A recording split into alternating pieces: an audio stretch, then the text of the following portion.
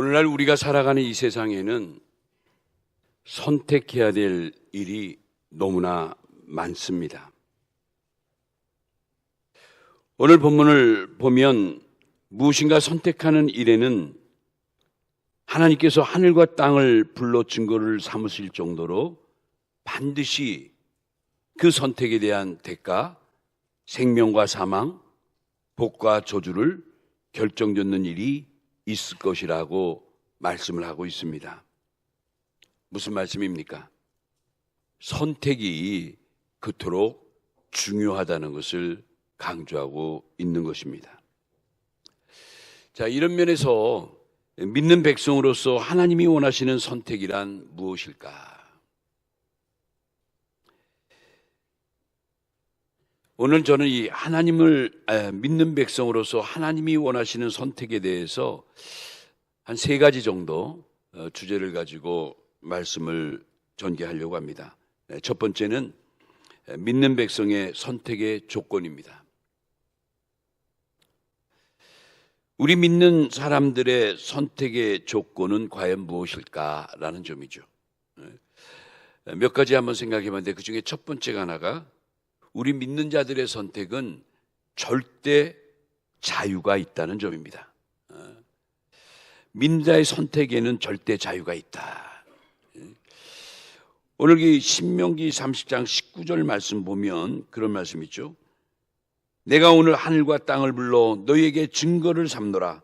내가 생명과 사망과 복과 저주를 내 앞에 두었은즉 너와 내 자손이 살기 위하여 생명을 택하고, 이렇게 나와요.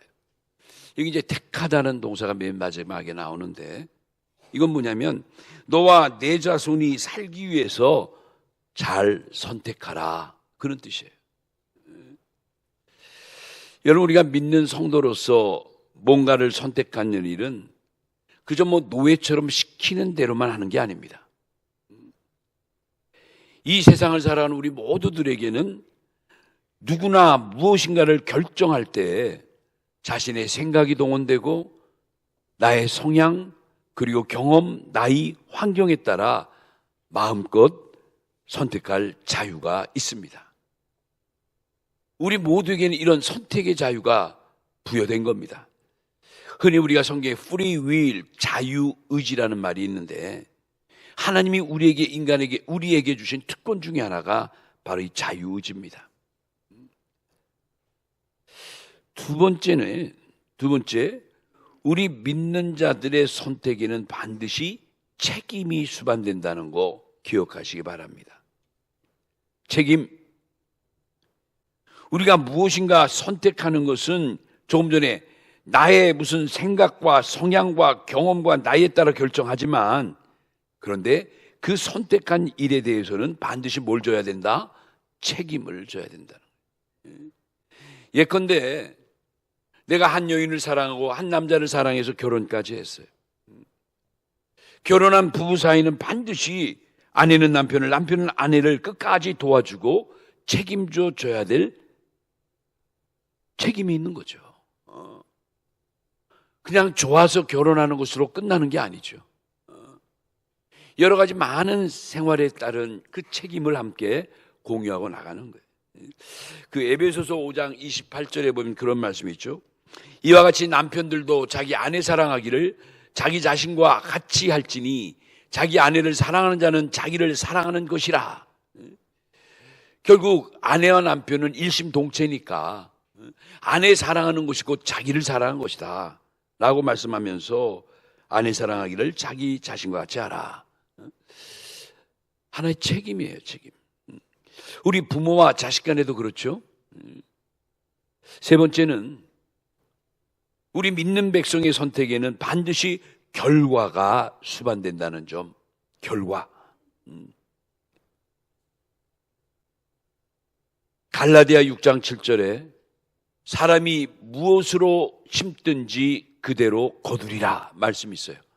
내가 무엇을 하든지 그 행한 대로, 말한 대로, 믿은 대로 역사하시는 거예요. 그런데 이 선택은 자유가 있지만 선택의 자유 있는 곳에 책임이 따른다고 그랬죠. 이 책임이 있는 곳에는 반드시 결과가 따르기 마련이에요. 그러니까 그렇기 때문에 우리가 무엇을 선택할 때는 결과까지도 늘 생각을 할 줄 알아야 된다는 거죠. 그래서 이 성경에서는 선택에 대한 강조를 굉장히 많이 하세요. 자, 이런 면에서 두 번째 큰 대지는 믿는 백성의 선택의 요인이에요. 믿는 백성의 선택의 요인이라. 믿는 백성의 선택의 요인이 과연 무엇일까? 내가 어떤 걸 기인해서 선택하게 되는가를 보면 다음과 같이 몇 가지 요인이 있어요. 첫째는 사상적인 요인이에요. 이거 중요한 건데, 사상적인 요인. 여러분, 이 사상과 이념이라는 것은 이건 뭐 쉽게 어떤 인간의 의지적인 것으로 쉽게 변하게 할 수가 어렵죠. 예컨대 공산주의를 신봉하는 사람들은 공산주의 사상으로 살아가는 걸 좋아해요. 그걸 선택해요. 왜요? 사상이 그러니까. 이거 쉽지 않아요. 반면에 자유주의 사상으로 무장된 사람들은 누가 뭐래도 자유주의 사상으로 살아가는 걸 선택합니다. 그래서 우리 흔히 이제 이 사상과 사상, 이념과 이념의 대결 속에서 우리가 너무들 갈등을 많이 하죠. 6.25 전쟁, 한국 전쟁이 일어났을 때 결국 공산주의를 신봉하고 공산주의를 선택한 사람은 대부분 그냥 북한에 머물러 이렇게 살게 되었고, 그래도 자유민주주의를 동경하고 또 그곳에 살기를 원하는 사람은 아무리 힘들고 어려도 남으로 그 고난을 무릅쓰고 나와서 지금 대한민국에 사는 거예요. 물론 여기는 뭐 여러 가지 또 억지로 뭐 붙잡혀 있고 뭐 이렇게 강제로 뭐 남아 있고 이런 것도 있지만 크게 보면 그렇단 말이에요. 이 사상적 요인이 우리가 뭘 결정하고 선택하는 데 굉장히 중요하다. 두 번째 요인을 생각해 보면 이걸 상황적 요인이라고도 하는데, 상황을 판단하는 요인이에요.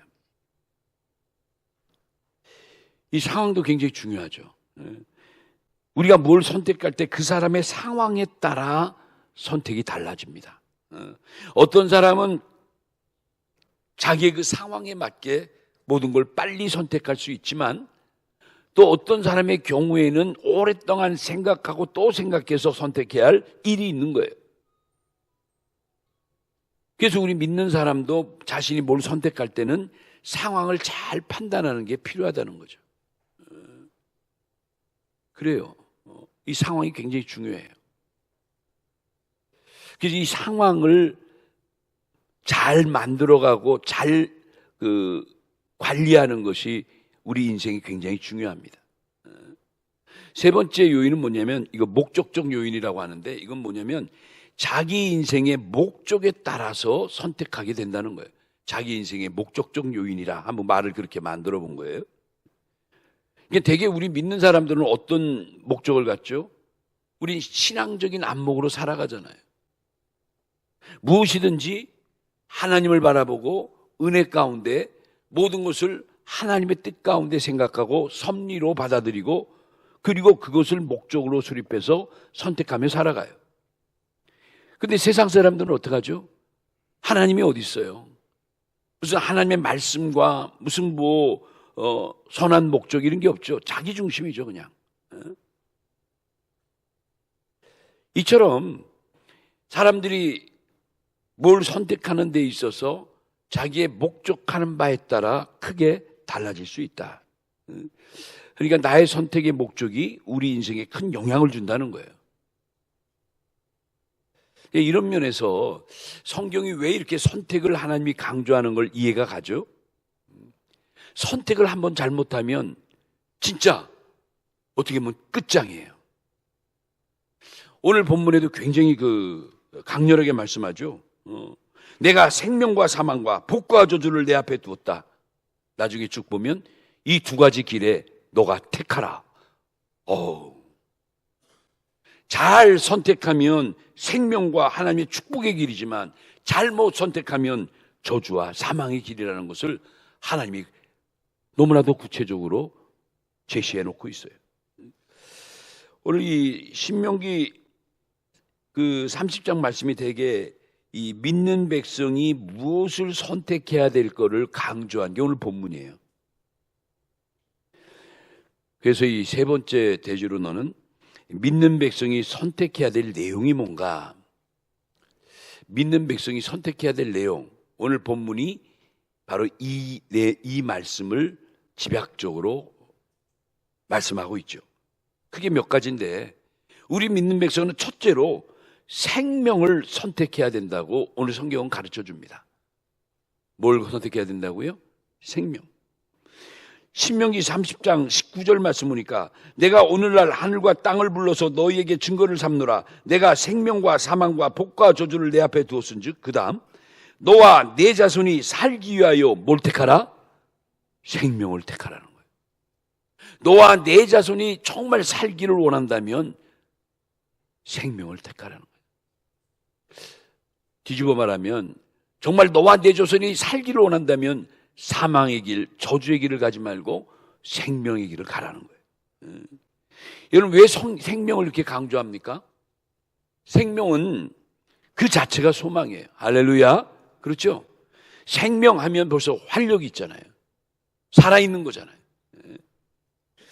여러분, 아무리 이 단단한 땅이라도 땅을 좀 이렇게 갈고 여기에 생명이 깃들어 있는 씨앗을 심게 되면 반드시 때가 되면 그 딱딱한 땅도 뚫고 나와서 마침내 싹을 보이기 시작합니다.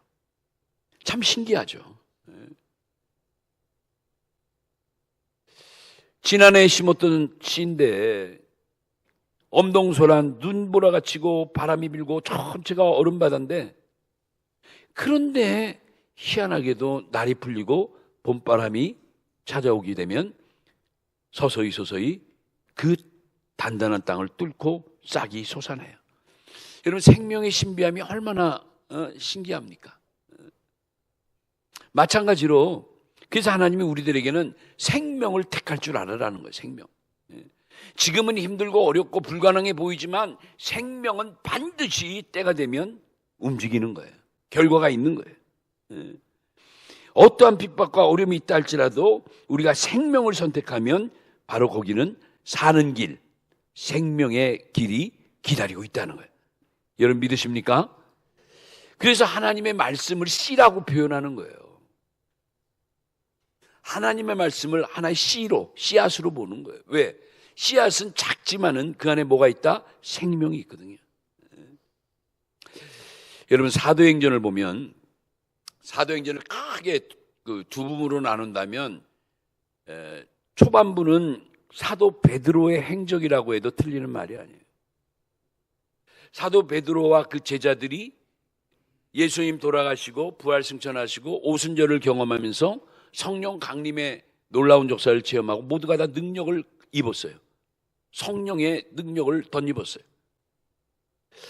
이런 그 베드로가 그 사도로서의 사역하는 게 사도행전 전반부라면 후반부는 누구죠? 사도 바울이 등장해서 드디어 교회 시대를 활기차게 열어가는 역사예요.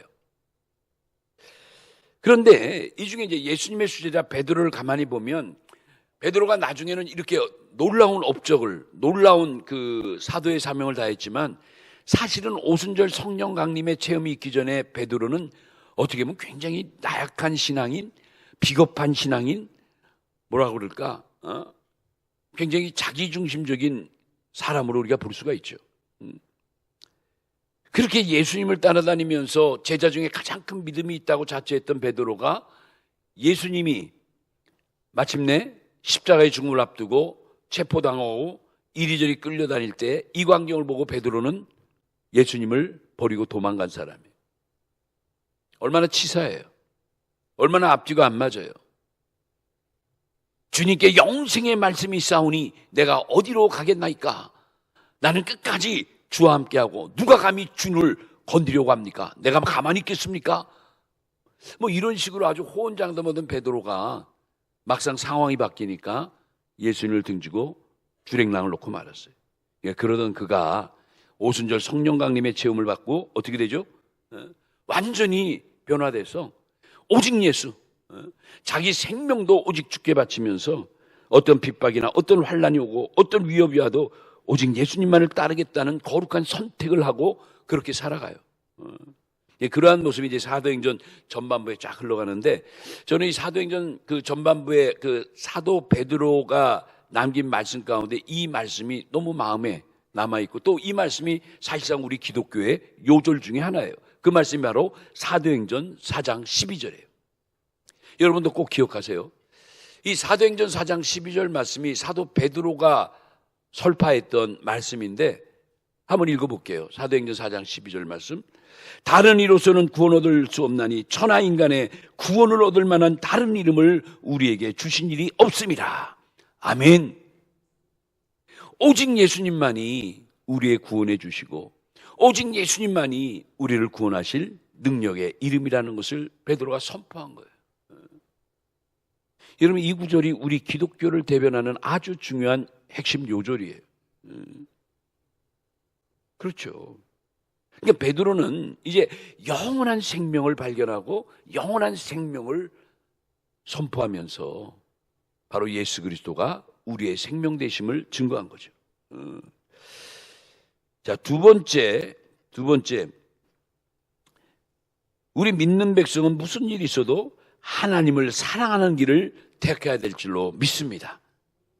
하나님을 사랑하는 길을 선택해야 된다는 거예요. 이것이 우리 믿는 성도들의 선택의 내용이에요. 자, 오늘 보면 신명기 30장 20절에 보면 이런 말씀 있죠. 내 하나님 여호와를 사랑하고, 여기 하나님을 사랑하고, 내 하나님을, 내 여호와를 뭐하라? 사랑하라.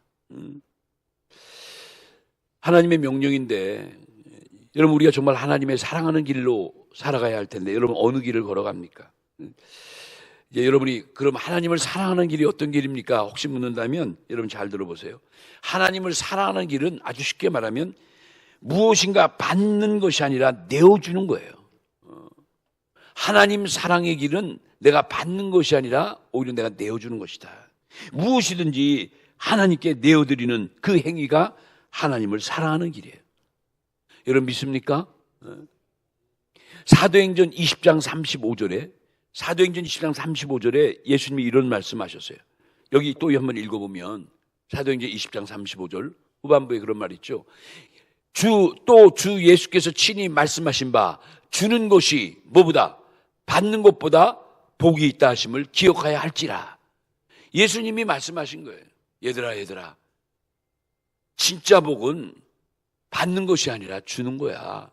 주는 것이 받는 것보다 훨씬 복이 있어. 이걸 말씀해 주신 거예요. 우리가 흔히 이제 교회에서 예배라는 단어를 쓸 때 그 미국에서 그 영어권에서는 예배를 서비스라는 단어를 써요. Sunday service. 주일 예배.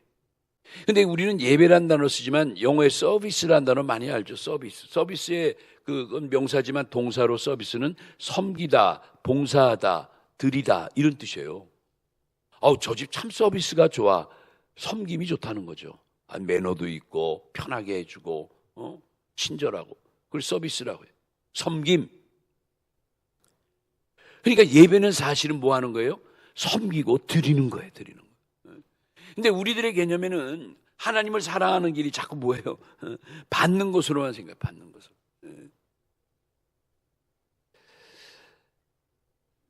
저를 가르치던 원로 목사님께서 늘 우리들에게 가르칠 때 그렇게 했어요. 절대 교회 와서 자꾸 받으려는 의식을 바꿔라. 교회는 받은 은혜에 가해서 하나님께 뭐든지 드리고 바치는 기관이지, 자꾸 축복만 생각해서 복 받으려고 하고 병 나으려고 하고 남편이 잘 되고 자식들이 잘 되고 뭐 이런 자꾸 번영적이고 이런 세상적인 행복의 추구의 통로로만 생각하면 그건 반쪽밖에도 안 된다는 거예요. 진짜 진리를 알면 교회는 받는 곳이 아니라 내가 드리는 곳이라는 거예요. 이걸 깨닫고 내가 정말 나의 물질을 드리고 시간을 드리고 건강을 드리고 내 정성을 드릴 때에 비로소 진정한 축복이 나에게 임하는 것이 순서라는 거예요. 순서. 여러분 어떻습니까? 이런 순서를 지키고 교회 생활, 믿음 생활 하십니까? 하나님이 나에게 많이 축복해 주시면 그 축복의 감사로 교회 성전 건축도 헌금할 것이고, 교회 필요한 거, 목사님 필요한 거, 교회가 필요한 거 내가 다 될 거야. 나 축복만 해주면, 성공만 하면, 여러분 그거 틀린 거예요. 순서가 틀린 거예요. 그런 축복을 받기 위해서 우리가 내 정성을 바치고 시간을 바치고 적고 힘들지만 물질을 바치고 11조를 하고 하는 거예요. 그렇게 될 때 교회가 하나님이 하고자 하시는 일들이 어려움없이 진행이 되고, 하나님은 그러한 믿음의 손길들을 기억하시고 거기에 축복해 주시는 거예요. 할렐루야. 그러니까 우리 믿음의 사람들은 이것이 하나님을 사랑하는 길이에요. 그러니까 여러분들이 잘 이해하고 잘 바르게 생각을 해야 되는 거죠. 그러니까 교회 오면 너무 모든 걸 받으려고 하는 것은 그렇게 좋은 거 아니에요. 그래도 교회는 또 많은 새로운 가족들, 어려운 분들, 또 베품을 예수님께서, 하나님께서 그렇게 늘 베푸라고 하신 걸 실천하기 위해서 하지요. 이게 그런 게 좀 아쉬운 거예요. 교회에서 예를 들어서 떡을 베풀기 위해서 이렇게 떡 하나씩 가져가세요, 또는 노트 이렇게 하면 늘 감사하는 마음으로, 참 사실 내가 이렇게 드려서 이렇게 해야 되는데 교회에서 이런 행사 때문에 또 새가족 전도를 위해서 우리들을 배려해서 이렇게 하는구나. 주님의 마음, 하나님의 마음, 아멘, 감사, 이렇게 나가야 되는데, 이거 몇 개 더 가져가도 돼요?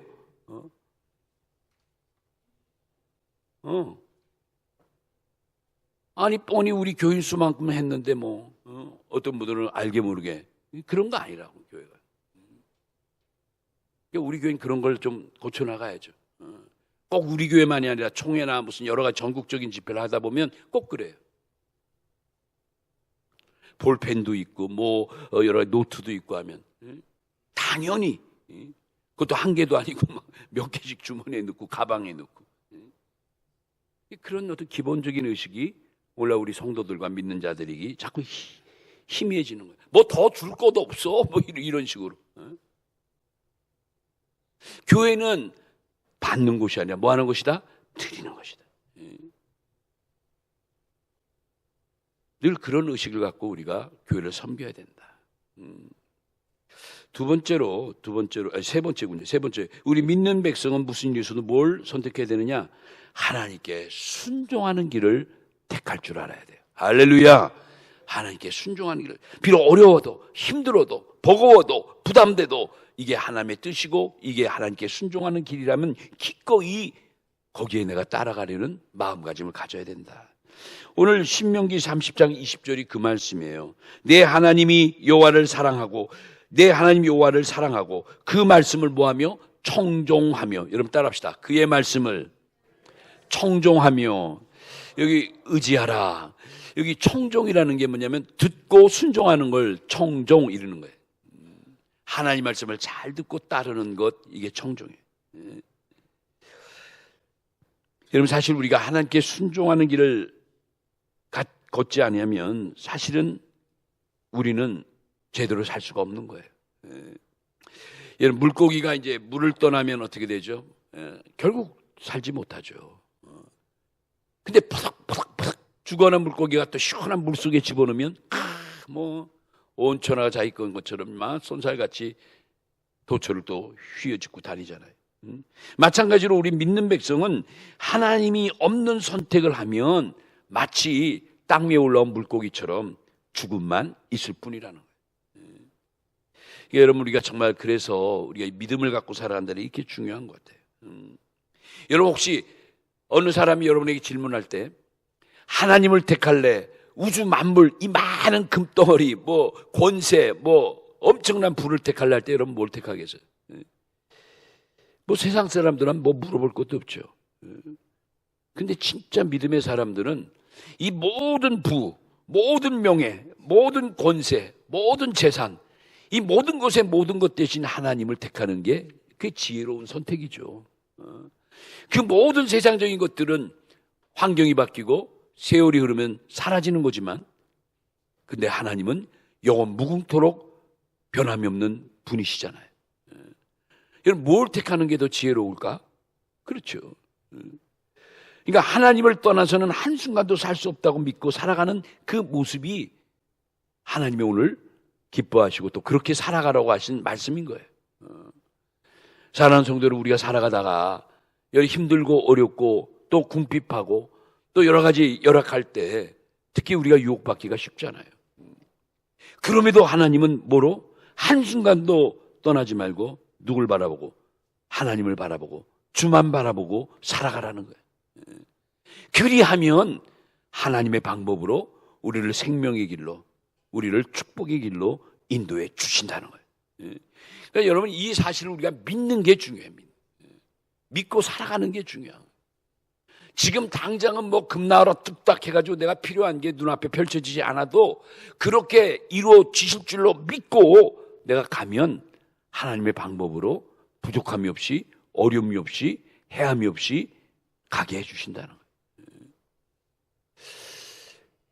거예요. 지난번에 우리 대한신학교에 그 유관석 교수님이 오셔서 우리 교회 그 구속사 세미나를 했는데 그분이 그런 얘기 하잖아요. 이스라엘 문화에 대해서 많은 연구를 하신 그 박사인데 그분이 여러분 성경에 보면 가나안 땅 하나님의 축복의 땅을 뭐라고 표현합니까? 젖과 꿀이 흐르는 땅, 뭐 엄청나게 뭐 부족함이 없는 완벽한 땅으로 생각하지만 여러분들 이스라엘 나라 한번 가보세요. 비행기 타고 이스라엘 나라 가보면 여러분 당황하실 거라고. 왜요? 이스라엘 나라가 보면 너무나 척박한 땅이에요. 이름하여 준사막 지역이에요. 사막. 저 북부로 올라갈수록 좀 물이 있고 그렇지 아래쪽은 애굽 쪽 가는 쪽은 진짜 사막이에요. 사막. 근데 하나님은 그 사막 모래밭을 젖과 꿀이 흐르는 땅이라고 이스라엘 백성들에게 얘기했어요. 그러니까 이스라엘 백성들은 진짜 문자적으로 하나님이 제시한 땅이 젖과 꿀이 뚝뚝뚝 떨어지는 그런 땅으로 알았어요. 막상 가보니까 웬걸? 물 안 먹어 먹기도 힘든 사막 지역이에요. 낮에는 태양빛이 얼마나 뜨거운지 그냥 걸어 다니지도 못하고 밤에는 또 얼마나 추운지 말 그대로 구름 기둥, 불 기둥이 함께하지 않으면 견딜 수가 없는 곳이 이스라엘 땅이에요. 근데 그곳을 하나님이 약속의 땅이고 찾아놓으신 땅이고 만세대는 너희를 위해 준비한 땅이고 젖과 끓이는 땅이래요. 실망하기 십상이죠. 시험 들기 십상이죠. 근데 가만히 보세요. 이스라엘 땅은 오직 하늘에서 비만 바라볼 수밖에 없는 땅이에요. 농사를 짓든 뭘 하든 오직 하늘이 열려야만 하나님이 비를 내리주셔야만 그들이 먹고 살 수 있는 거예요. 만약 비를 주지 아니하고 하늘을 막아버리면 모두가 다 죽음이에요. 뭐 하라는 거예요? 오직 주만 바라보라는 거예요. 그러니까 하나님의 약속의 땅, 축복의 땅의 개념이 바뀌어야 돼요. 개념이. 오늘 우리도 예수 믿고 믿음 생활하면 모든 것이 장밋빛 같지만 그렇습니까? 꼭 그렇지 않잖아요. 오히려 더 어려울 수도 있어요. 신앙 가져서 내가 교회 다님으로 이 교회에 와서 더 잘 된 게 아니라 더 힘들게 됐습니다. 목사님, 하소연하는 사람도 봤어요. 나 교회 때문에 남편한테 버림받고 애들한테 따돌림 당하고 뭐 나 엉망됐습니다. 오히려 교회 안 다닐 보다 훨씬 못해졌어요. 라고 불평하는 분도 있어요. 여러분들 중요한 게 뭐냐면 본질이에요. 본질. 하나님의 축복의 땅은 문자 그대로 젖과 꿀이 흘러넘치는 곳이 아니라 척박한 곳에서 만복의 근원이 되신 누구만 바라볼 때 하나님만 바라보고 하나님의 은혜만을 찾을 때 바로 그 세계가 젖과 꿀이 흐르는 세계로 된다는 거예요. 그러니까 이스라엘 백성이 이 신앙의 그 경지를 뛰어넘기 전에는 다 실패. 이런 믿음의 경지를 이해하지 못하면 교회 다녀도 조금만 어려움이 오고 뭐 교회가 무슨 뭐 여러 가지 흔들리고 뭐 세상 말 듣고 나에게 무슨 뭐 예상치 않았던 시련이 닥쳐오고 그러면 다 흔들려 버리는 거예요. 그래서는 안 된다는 거죠. 우리는 정말 하나님을 떠나서는 한순간도 살 수 없고 날마다 시간마다 선포되는 말씀이지만 뭐 그 말씀이 그 말씀 같고 뭐 그렇지만 그래도 그 말씀이 생명이라 믿고 변함없이 살아가는 것이 믿는 백성들의 모습이 돼야 된다는 거예요. 지금 그거를 오늘 본문 신명기 30장에서 강조하시는 거예요. 여러분, 우리 믿는 자의 선택은 한마디로 하나님을 나의 전부로 삼는 선택을 해야 합니다. 아멘이죠? 아멘이에요. 내 살고 죽는 거, 내 잘 살고 못 사는 거, 우리의 가족, 내 사랑하는 자녀들, 손주들 전체의 생명을 누가? 하나님의 손 안에 있다는 걸 우리 믿고 살아가는 거예요. 세상 사람들이 조롱하든 믿지 않든 뭐하든 우린 그렇게 믿고 살아가는 거예요. 아까 선택의 요인 가운데 사상적 요인, 상황적 요인, 그 말씀드린 이유가 있는 거예요. 우리는 하나님을 소유하면 나의 모든 것이 소유된다고 믿는 사상과 믿음으로 살아가야 될 줄로 믿습니다. 왜요? 하나님이 우리의 모든 것에 모든 것 되시니까. 그렇죠. 하나님을 잃어버리면 내가 가지고 있는 모든 것을 잃어버린다고 생각해야 되는 거예요. 사도 바울이 고린도후서 6장 10절에 보면 참 위대한 말을 했어요. 저는 이 말씀을 오늘 교회 나온 여러분 모든 성도들이 꼭 마음속에 새겼으면 참 좋겠어요. 제가 일부 예배 때도 이 말씀을 크게 같이 외치자고 해서 같이 외쳤는데 여러분도 한번 같이 외쳤으면 좋겠어요. 우리 다 같이 한번 고린도후서 6장 10절 말씀 다 같이 시작. 근심하는 자 같으나 항상 기뻐하고 가난한 자 같으나 많은 사람을 부욕해 하고 아무것도 없는 자 같으나 모든 것을 뭐한 자라? 가진 자라. 할렐루야. 사도 바울처럼 힘들고 어렵고 척박한 환경 속에 살아가는 사람 어디 있습니까? 오직 복음을 전하는 일에 생명을 바쳐서 정말 이렇게 생명을 걸고 살아가는 그 바울이 당신들이 생각할 땐 내가 근심하는 자 같으나 나는 항상 기뻐하는 자요. 내가 제일 가난하고 못 산다고 너희들 얘기하지만 나는 사실 많은 사람을 부욕해 하는 자고 아무것도 없는 자 같지만 사실은 내가 가장 많은 것을 가지고 있는 자라고 담대히 외쳤어요. 왜요? 그 바울 안에는 누가 있으니까? 예수님이 있으니까. 하나님이 계시니까. 그러니까 우리 모두들도 이 사도 바울처럼 오직 믿음으로 모든 것을 가진 자의 마음으로 살아가야 될 줄로 믿습니다. 여러분 죽겠어 하면 진짜 죽어요. 이런 빌어먹을 진짜 빌어먹게 돼요. 말이 굉장히 무섭습니다. 말이 열매가 되거든요. 그러니까 여러분 이거 성경적인 이야기. 여러분 힘들고 어려워도 죽게 된 상황이 돼도 여러분 죽겠다는 얘기하는 거 아니에요. 나는 살리라. 나는 일어나리라. 나는 회복되리라. 나는 다시금 일어나리라. 이게 믿음 아니에요? 이게 소망이고. 그렇죠. 힘들고 어려운 건 똑같은데 어떤 의식을 갖고 살아가느냐가 중요하다니까요. 우린 소망의 의식을 갖고 살아가는 거예요. 이렇게 폭염 속에 너무나 덥고 짜증나는데 그래도 나는 은혜 받고 오리라. 가는 거예요. 교회 가고 은혜 받고 오는 거예요. 이런 게 있어야죠. 그렇죠? 가진 건 없지만 나는 모든 것에 모든 것 대신 하나님을 내가 쥐고 있으니 나는 모든 것을 가진 자로다. 야, 바울 봐요. 아무것도 없는 자 같으나 나는 모든 것을 가진 자로다. 야, 얼마나 배포도 있고 얼마나 멋진 말이에요. 바라기는 우리 성도님들이 여러분 요한복음 1장 3절에 보면 만물이 예수님이 없이는 아무것도 된 거 없어요. 그렇죠? 그러니까 예수님이 만물의 근원이고 모든 복의 근원인 거예요. 할렐루야. 그렇기 때문에 예수님만 소유하면 모든 것을 다 소유한 거 되고 반대로 그 예수님을 버리면 이 세상에서 아무리 부자라 해도 아무것도 소유하지 못한 자와 같다는 거예요. 여러분 뭘 택하겠어요? 여러분 무엇을 선택하겠어요? 오늘 이 신명기 30장 말씀은 그래서 믿는 백성, 하나님이 택한 언약의 백성이 반드시 선택에 유의하고 선택의 중요성을 강조하시면서 하나님이 우리의 모든 것, 우리의 삶의 전체가 되심을 기억하고 믿음 안에서 선택하며 살아갈 것을 강조하신 거예요.